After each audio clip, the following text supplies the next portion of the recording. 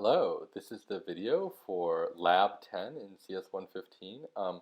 We're going to go through the social feed mockup, and I'm going to walk you through the solutions to the different parts. And also at the beginning, I'll discuss a little bit high level about return and function parameters for our custom functions, right, which is what we were talking about last week. So I have the overview here, and let me just talk at a high level about parameters and return values. Last week we had you start out with functions that had no parameters, just empty parentheses when we call them, and no return values. So those functions just always did the same thing. Now the functions were doing something like pulling input from one part of the page and putting it into another part of the page, so they didn't need parameters or return values. But we're going to go ahead and see what the usefulness of those things are in today's lab. And so parameters are sort of the inputs to a function, is what information it has to work with, in addition to what information it can gather itself by looking at elements of the page, for example. And then the return value of a function is the result of a function. And we've seen examples of this in functions that we used before, like parse int, right? If I go ahead and open up the console here, I say parse int of 123. It's going to give me 123, the number, as a result. So this is a parameter here that I'm passing into the function, and this here in the console always is going to display the result value of my function. I could also capture that result value in a variable. I could say var x equals parse int 123, and now x, the variable, has the value 123 in it, right? And so we've seen this with built-in functions, right? But how do we get the same behavior with our own custom functions? And so that's one of the topics for today's lab. And so let me just give you an example of the syntax of that. If I go over to Atom, if I define a function, add together, and it has two parameters, 1, 2. So I define the parameters by simply writing variable names within the parentheses when I'm defining the function. Kind of like how we write the values in the parentheses when I call the function, right? Parse int parentheses, the value I want to parse into an integer. But this is where I'm defining the function. So I've defined this function. It takes two parameters, and whatever is given as the first parameter will be assigned to that variable 1, and whatever is given as the second value will be assigned to that variable 2. So function parameters are really just variables, but they get their values in a special way. Let me define this function in a simple way. So I'm going to say return 1 plus 2. Actually, let me do something even more simple. I'm going to say var result equals 1 plus 2. So this is something we've seen before, making a variable, using an expression. If 1 and 2 are variables that have their own values, we're adding them together, putting that in result. And then I'm going to say return result. All right. So this function now has both parameters and a return value. That means whoever calls this function, they're going to get a result back.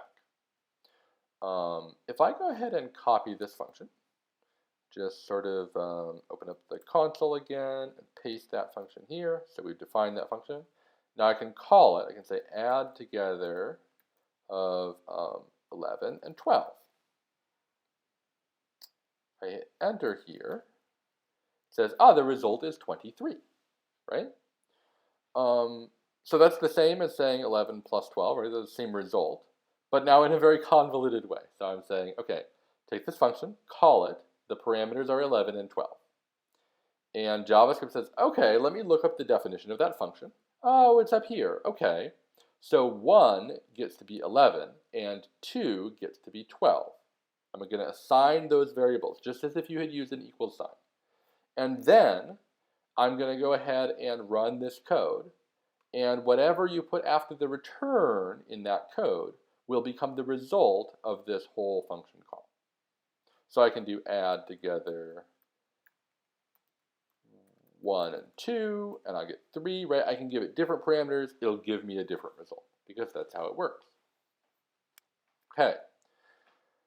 So that is the sort of basic syntax of how we define a custom function that has parameters and has a result value. Notice that we can have multiple parameters, we can only have one result value. Um, and we won't really go into detail about how to work around that, although there are ways to work around that. If you really need multiple result values, we won't worry about that for now. So one result value, but you can have as many parameters as you want. For every parameter that you have, then whoever calls the function is required to define a value for that parameter by putting that value in the parentheses when they call the function. So that is our function add together, just a simple example. Let me go on to an overview of the lab material for today. So in the lab for today, we have, oops, I have to close it over here, a social feed mockup. And so our idea is we're going to make a web page that looks like this. It's got a text input for your name, a text input for your message, a new post button. And when you click new post, it'll actually add whatever you type down here into the social feed up here, along with a timestamp, a date and a time. And if you click the button again, you're going to get a second message, or a third message, or a fourth message. You can do it however many times you want. That keeps appearing above the old message at the top, right? Kind of like Twitter, for example, does this. Now, this is just a mock-up, right? There's nothing going on behind the scenes to sync up the data across multiple users and all that complicated stuff. But we actually already know enough to create a mock-up, a fake version, that sort of shows what that would look like. And so there's three tasks. Task one is accessing the inputs. How do we get at those values the user has typed? And we're actually going to define functions to do that for us. Those are going to be functions that have no parameters, just like last week, but this time they have a return value. They have a result. Task two is formatting the date. So in this task, we're going to create a function that has one parameter, a date object representing a particular time and day, and then it has one result, a string that represents that date object in a sort of time on date format. And finally, task three is going to be displaying a message in the feed. So taking that feed, we're going to actually gather the old value, everything that's already there. We're going to make a new variable where we add to that value, and then we're going to take that new value and replace the old value with the new value to do this update where instead of replacing what was there, we actually add to it, which is pretty cool. And that's it, actually. The last function, the one that sort of puts it all together, is already given to you as an example. And so when we get this display message working, the whole thing should work. I'm going to go ahead and start with this task one. So let me move on in my outline. And I'm going to go over here to Atom. I have the HTML file open here, and I have the feed.js file open here. So there's a HTML file, a JavaScript file. You don't need to edit the CSS file that we gave you for this lab. In this HTML file, it's sort of pretty compact. It fits on one screen. I have a div here, right, with feed ID that says this is where your post should appear. I have another div here, which is the new post area, and it says what is your name and type your message. And we have an input, right, and there's an ID there. And we have a text area, which is basically just a bigger text input, and we have an ID there. So those three IDs, feed ID, name ID, and input ID, are the important ones I'm going to come back to as I go through defining my functions. For this accessing inputs, though, the ones I care about are the name ID and the input ID. Okay. So in the file we gave you, we have already defined all of the functions, but we're asking you to fill in the code for those functions. So getAuthor, you can see it's defined with 0 parameters. There's no parameters here. And it mentions that it should return a value, right, using return at the end. But I'm not going to worry about return yet. I'm just going to worry about constructing a value. So I want to get the author. What has the user typed in that author box? So I'm going to say var author, and then I'm going to do the classic document.getElementById. And then what's my ID? It is the name ID. So I'm going to copy that. I'm going to paste it over here. And then and remember last week we talked about this distinction between .inner HTML and .value. This is an input element, so it doesn't have an inner HTML, it has a value. So I'm going to say .value. All right? And then that's it, actually, for this function. All I have to do is return author. Right? That's the value I wanted, is what the user has typed in that box. The only job that this function has is to give to whoever calls it what that value is. So let's save that. And then in the lab here, we have some code. You can copy paste this code, so I'm going to do that right now, in order to test your function. So we wrote the getAuthor function. I'm going to go over here where I have the HTML page open. I'm going to refresh the page. I'm going to paste getAuthor right here and hit enter. And it says you, and that's because in this box it says you. So if I change this to me and run that function again, now it says me. If I change this to blah, blah, blah, and I run the function again, that's the value I get. So it looks like that function is working. And the cool thing about this function is when we were writing this function, we had to worry about the getElementById, the document, inner HTML, all that stuff, right? Which is easy to get wrong and may take a few tries to get right, and that's fine. Now that we are done with this function and we tested it and we know that it works, in the rest of our code, we can just call getAuthor without worrying about, is it getElementById with a capital D or a lowercase d? Is the HTML capitalized? Like all that stuff, right? We've sort of enclosed it, wrapped it up in this function and said, this function does the right thing. You call this function, it returns a string representing what the user has typed in this text box from the page. Just call it, and that's the string that you need for whatever purposes you have. And so one of the powers of functions is this notion of encapsulation or abstraction, where we're taking some part of the code and saying, okay, you live in your own world over here. You may be complicated, but your complexity is managed. All right, so getAuthor, cool, we have that function. I think the next function, getMessageToPost, is going to be pretty similar and also pretty simple. So looking at the HTML code, I have the input ID here for the text area. I'm going to go ahead and use that here. So I'm going to say var message is the document.getElementById of that thing dot value. What I did there when you saw me typing real fast, I wasn't actually typing. I typed out get e, and then I just hit tab.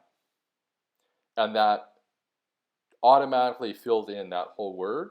And I'm not going to make a typo because it's the same. That doesn't necessarily work until you have that word mentioned one time already in your document, right? But I already used it up here, so if I hit tab, it's going to be the same thing.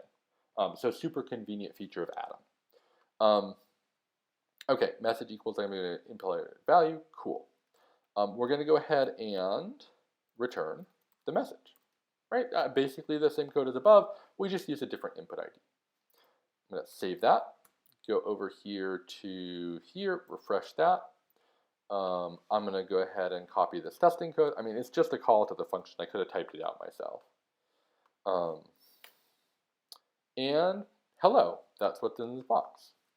Hello world. All right, whatever's in the box seems to be appearing over here in the console. That's cool. That looks like that function works as well. So these two functions in task one are pretty simple. It's not like there's a lot going on there, right? But this is our first use of return. And so we just want to give you a simple example to make sure you can get it right. And of course, since these are the first functions we're writing for the lab, there could be all sorts of other problems, like you're not editing the file you think you are, your HTML code isn't connected to your JavaScript code, your JavaScript code has a syntax error somewhere else in the file. Like, all sorts of things that we need to sort out just to get that basic stuff working. Um, as I talked about in the last lab, adding some alerts to your code to see, is this code even running, can sometimes be a useful thing to do if you're stuck and things are complicated. So let me move on to task 2 on formatting the date. So in this task, what we're going to do is have a function format date as string, and it actually takes a parameter. Here in this example code for testing, see how we construct a date object, and then we put that date object in the parentheses when we call the function. So that is passing an argument.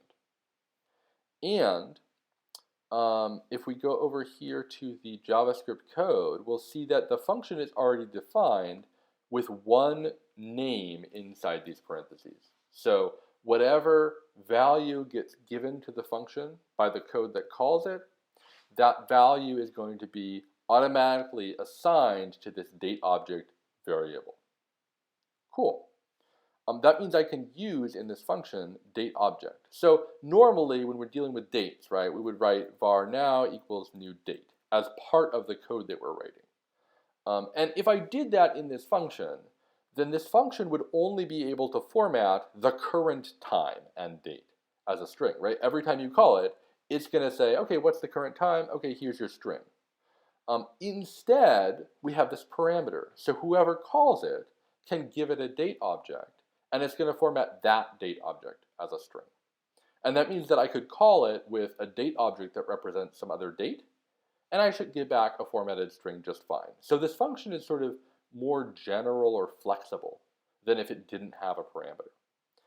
So I'm not going to have that piece of code here. Instead, I'm going to say, so we want hours, minutes, seconds on year, month, day. That's our target format. There's also an example of that over here in the lab. So I have to remember the date object. It has all of these different methods: get minutes, get hours, get year, get day, get date. We're just going to try something and see. So I'm going to say var date string is, I use some parentheses here to just give myself some room to type. So I'm going to put the date object dot get hours. I think that's the first thing. Hours colon minutes colon seconds. All right, and then plus a colon, right? And then plus date object dot get hour minutes. All right, and then another colon, date object dot get seconds. Okay, seems like we're starting to build things together, I hope. I don't know if this works yet. And then we have the word on, and I'm going to put some spaces around that so that we get spaces in the resulting string. And then we have date object dot the year, right? Get year, and then a dash, and then date object dot get month, and then remember from the last lab the month was 0 to 11 instead of 1 to 12. I'm just going to go ahead and preemptively do a +1 here. And notice I use parentheses because I don't want the +1 to be added as a string. I want the numerical addition to happen first. Then it's going to get concatenated into the rest of this big string I'm building up. And you know, if that +1 is wrong or I don't remember correctly, fine. I'll see it. I'll see it's wrong. I can correct it. So there's another dash, and then the date object dot get date. I think that is it. If I remember correctly, get day is the day of the week, and get date is the date of the month. So that's my date string. And then what I'm going to do, I'm going to return the date string, right? That's my return value from this function. So this function is doing sort of a whole bunch of concatenation and accessing these different parts of the date. Let's see if it works. So I'm going to save that, go over here. Whoops, that's not the one I want to refresh. I'm going to copy this code here, go here to the page I'm working on, refresh. Ooh, okay. Notice I have the console open when I refreshed, and immediately I see a syntax error. As soon as I see a syntax error, that means none of my code is going to work, and I shouldn't do any more testing. I should go fix that syntax error. And it says feed.js colon 44 colon 12. These numbers are the line number and the character on that line where it detected the error. It's not always perfect because sometimes it doesn't notice there's an error until after the error has actually been introduced. But let's check that out, line 44, character 12. So I have numbers here, line 44. So actually if I go to the start of the line, 1, 2, 3, 4, 5, 6, 7, 8, 9, 10, 11, 12. Okay, I'm not sure character 12 is exactly where, but see what we're missing here is a plus. And so that's what it detected is actually, it saw this parenthesis up here and said, well, there better be some expression in here. And when it just saw two things next to each other without something that would continue the expression like a plus, it was like, I think the parentheses should be over by now. What's going on? So all right, I had a syntax error, right? And we figured out what line it was on, and then we hopefully have fixed it. Let's try that. So save. Refresh. Good, no syntax error. I'm going to go ahead and paste what I had before, that testing code, and hit enter. And we get a nicely okay, so 2251 colon 6. It should say 06 there. It turns out that that's actually a little bit tricky to solve, so we're not going to solve that for this lab. We're just going to live with the fact that if the minutes or seconds are a single-digit number, it doesn't do what we would expect. It's still, legible and understandable, I think. On 120.414, okay, so 414, I like that. 120, I am not so sure about. What the heck is it doing there, right? It's 2020, it's not 120. And you may have noticed, although it's a little bit subtle, that I have another tab open here in my browser. This is the result of a Google search for JavaScript date object get year, which led me down the path to get full year. Because it turns out that, see it says use this method instead of the get year method. It turns out that get year returns the number of years since 1990. Or sorry, the number of years since 1900. Which is 120 years in 2020. That's not a very useful number. It might have been a useful number in the 90s when you could say, oh, it's 98, 99, right? But that kind of stopped in 2000. So we have the get full year method, and we can go ahead and use that instead. So I'm going to go back to my code. I'm going to say get year. Nope, not. I want get full year there. Looks like my +1 worked. I got 414 instead of 314.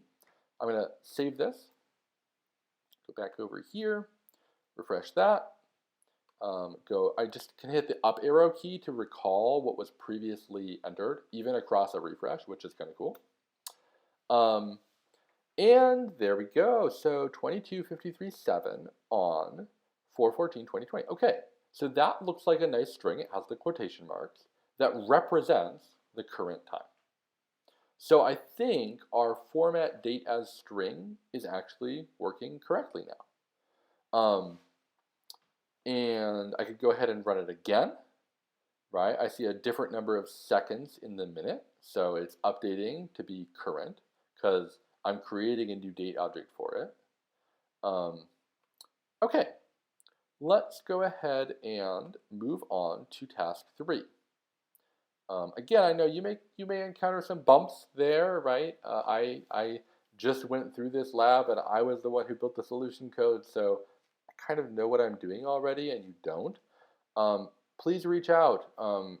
Drop by drop-in hours, or send an email if you have questions about this stuff at all. But let me move on to task 3 for now. So we have our functions for getting stuff out of the page. They take no parameters. They have a return value. We have our function for formatting dates. You give it a date, 1 parameter. It gives you a result, a string, as the return value. Now we're going to have a function that's a little bit more complicated. Display message is supposed to actually do the work of updating that page to add the new message at the top of the feed. And it takes 3 parameters this time. So we give it a string that is the message to display, a string that is the author of the message, and a date object for the time at which the message is being posted. So I'm going to go ahead and move over here and back to my atom. Scroll down, here's our display message function. We can see the 3 parameters are named, message, author, and date. And so the message that I want to construct, I think there's an example of it here. No, there's an example of it up here in the social feed, right? By me at 2039-1 on 2023-14. So the message, and then these parentheses, and then by, and then the author, and then at, and then that looks a lot like the formatted date string we just finished dealing with. So let me see if I can put those elements together into a message. So I'm going to say var full message is, I'm going to use parentheses again so I can have room to type. We're going to put the message in first. And then we're going to have the a space and then an open parenthesis. And then we're going to have the word by and then a space. And then we're going to have the author, right? And that parameter up here was also defined to be a string. So I can just add it together here. And then the word on with some spaces around it, right? So that it's not jammed up against that author string. So message by author on date, right? So, and I would love to say plus date here, right? Except the date is not a string, it's a whole date object. But I have this handy function, so let me actually use that function. I'm going to create a new variable here. I'm going to say var date string is the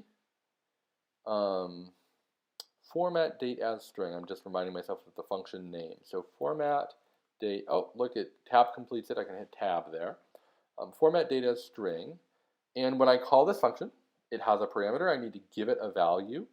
And thankfully, somebody already gave me a date object as my parameter. So I can take that date object, accept it, and pass it straight along to format date as string. So I'm going to put date in there. So this parameter comes in here, and then it goes straight into this other function there, and that's the last we see of it, because we turn it into a date string. So now I'm going to add the date string here, and then I'm going to add, date string, and then I'm going to add a closing parenthesis, and I think that's my full message. Now, in our other functions, once we built the thing, we just returned it. We said, I'm going to give it back to whoever called me, and they're going to deal with it. But in this function, we have more work to do because we're actually supposed to put it into the page. But before we do that work, I'm going to actually test things. So I'm going to say console.log the full message. And it's important that you test things not at the very end, when everything and all this complicated code is there and you don't know what's wrong if something is not working, but step by step, right? So that if something breaks, you fix it first, and when you move on, you're confident the earlier stuff is working. So, display message should now throw out a thing in the console when I call it. I can go over here, and there's some example code to test it. And I will go ahead and do that. So refresh this page, paste that code. Okay, hi by me on 22 blah, blah, blah, on blah, oh, this should be at, not on, right? So let me go ahead here, change this on to an at. Save that and refresh, and then up arrow, enter. Okay, hi by me at this time on this date, parentheses. This looks a lot like what we wanted to see. I have the solution code open over here, right? By me at blah, blah, blah, on blah, blah, blah. Cool. So it looks like that's working. We get a message in the console that looks right. Now we have to figure out, how do I make sure that this content gets added to the top of the social feed? Again, I have the solution open here. We can see if I click new post, message gets added. If I have a different name and different message, I click new post, new message gets added at the top. And how we do this is actually, what we're going to do is a three-step dance. So we're going to first get the old value, which is in that part of the page. Then, that's a string. We're going to take that string, we're going to add some new stuff at the start. So we're going to build a new value, which is new stuff plus old stuff. And then we're going to take that new stuff plus old stuff and put it back into the page. And that's going to update that value. So I'm going to do the first step of the dance by saying var old stuff is, and I need to pull it out of the page, right? So document.get element by ID. What is my ID value? Let me head over here to the HTML. This is where your post should appear, right? Helpful comment. So it's the feed ID that I want. And I'm going to go ahead and paste that. All right. Dot inner HTML. So this time it is inner HTML, not value, because that's a HTML div. It has stuff inside it. The stuff inside it is what we're trying to talk about. All right, that's the old stuff. Our new value, that's going to be our full message plus, and I'm going to just put a few HTML break tags in between the old and new stuff so that there's some visual separation on the page. The old stuff. And then we're going to go ahead and say document.get element by ID, feed ID, inner HTML equals the new value, right? So there's this three-step dance of take this stuff out of the page, make a new thing that includes the old stuff, and put it back into the page. And remember, these equals signs are not like in math where we're saying these two things are the same. Otherwise, it wouldn't make sense to say this equals that, and then something else equals that. That would be a contradiction, right? These equal signs are moving information from right to left. So this information gets moved into this new location, right? Or actually copied. Then this other information gets copied into this other location. Then what's at this location gets copied back into this location, and we've updated what's there. Let me go ahead and try it. So I'm going to save that code, go over here, that's the solution, here's my code, refresh this. And I'm going to hit new post, and I see it there, right? We already constructed, if I go down in here, we already made this post message function for you, right? What it does is it calls your get message to post function, stores that in a variable, calls get author, stores that in a variable, makes a new date, stores that in a variable, and calls display message with those three arguments. Notice how these functions that have return in them, we put an equals sign to capture that value. This display message does not have a return, so we don't need to capture the value, and if we tried, we would just get the value undefined because there is no result from that function. All right, so that's actually it. We have a working social feed mockup. I can put a name here. Let me just get rid of my console for now. Refresh the page. Make this a little bigger. So what is my name? Me, hello world, new post. And there it appears. And then you, hello world. Let's make it different message. New post. There it appears, right? And the dates and everything we can see there. All right. So that is the social feed lab. There are a few extra tasks if you want to dig deeper. Customizing that date string, so instead of always being so exact, it might say, by you at blah, blah, blah today. Assuming that the date of today matches the date that's coming in as the argument. So that's something you can do. The CSS file we gave you actually already contains some rules for styling the posts. So if you want to be a little bit fancy and have your display message function have some extra HTML tags along with the things that it puts there, you can get nicely styled posts. Or you could make your own CSS style. So that's the other thing you could do is create your own CSS style and make it look like whatever you want.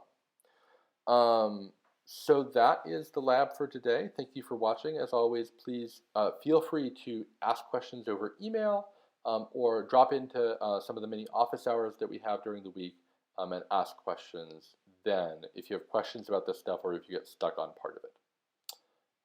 Thank you for watching.